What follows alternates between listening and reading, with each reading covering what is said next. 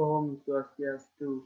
Perkenalkan, nama saya Imade Berlan Bintang Membrani. Saya akan mempresentasikan materi sirkulasi. Yang pertama, pergerakan melalui ruang. Menghadirkan komponen-komponen prinsip suatu sistem sirkulasi bangun sebagai elemen-elemen positif yang mempengaruhi pandangan kita terhadap bentuk dan ruang bangunan-bangunan. Yang kedua, elemen-elemen sirkulasi. Pertama, pencapaian. Contoh pandangan dari jauh. Kedua, pintu masuk. Contoh dari luar ke dalam. Yang ketiga, konfigurasi jalurnya. Contoh sekuen ruang. Keempat, hubungan-hubungan jalur ruang. Contoh ujung, titik, dan pengakhiran jalur. Yang kelima, bentuk ruang sirkulasi. Contoh koridor, aula, galeri, tangga, dan kamar-kamar. Pencapaian.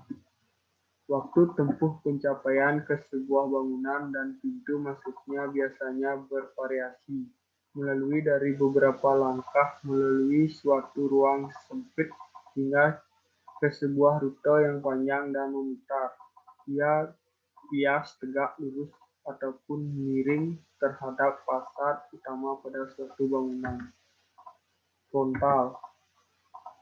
Pencapaian frontal secara langsung mengarah ke pintu masuk sebuah bangunan melalui sebuah jalur lurus dan aksial. Tidak langsung. Sebuah pencapaian tidak langsung menekankan efek perspektif pada fasad depan dan bentuk sebuah bangunan. Spasial. Sebuah jalur spiral melambangkan sekuen pencapaian dan menekankan bentuk tiga dimensional. Pintu masuk. Proses memasuki bangunan ruang di dalam bangunan ataupun area ruang eksterior tertentu akan melibatkan aksi menembus suatu bidang vertikal yang membedakan satu ruang dari ruang yang lain serta memisahkan makna di sini dengan di sana. Konfigurasi jalur.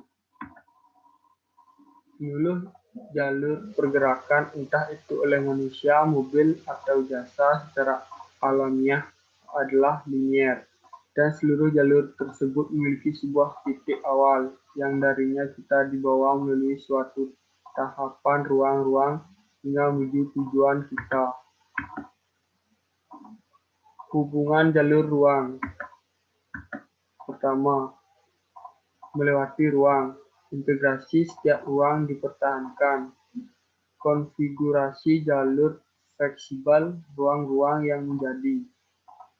Perantaran dapat digunakan untuk menghubungkan jalur dengan ruang-ruangnya. Yang kedua, melewati ruang. Jalur dapat lewat melalui sebuah ruangan secara aksial, miring, atau di sepanjang tepinya. Ketika membusi ruang jalur, menciptakan pola-pola peristirahatan dan pergerakan di dalamnya. Yang ketiga, menghilang di dalam ruang. Lokasi ruangnya menghasilkan jalurnya.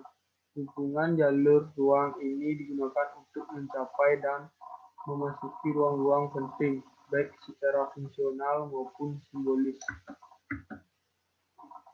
Bentuk ruang sirkulasi.